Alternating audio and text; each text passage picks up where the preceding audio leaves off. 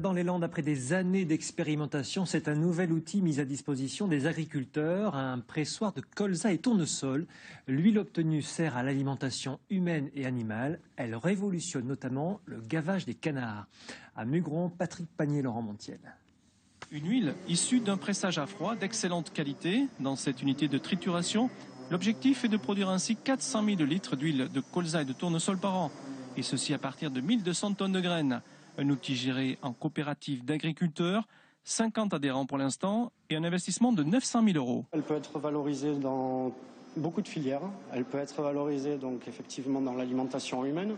Donc ça peut se faire en bouteille, en bidon, en vrac, etc. On utilise aussi également pas mal d'huile pour les élevages, pour fabriquer l'aliment des élevages.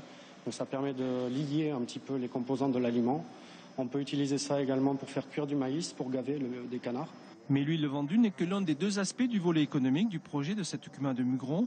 Avec les tourteaux de colza et de tournesol, résidus du pressage, les agriculteurs adhérents sont pourvus en protéines qu'ils mélangent à l'aliment de leurs canards. Plus besoin de se fournir un soja onéreux et pas toujours fiable. Par rapport aux tourteaux de soja que l'on employait et qui n'étaient pas certifiés forcément non OGM. Donc aujourd'hui, nous, on recherchait une garantie par rapport aux consommateurs. Donc cette garantie, on l'a trouvée grâce à la production, à la culture du tournesol ou du colza.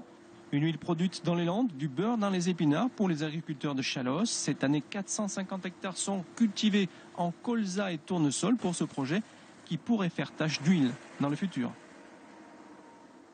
Autre grand titre.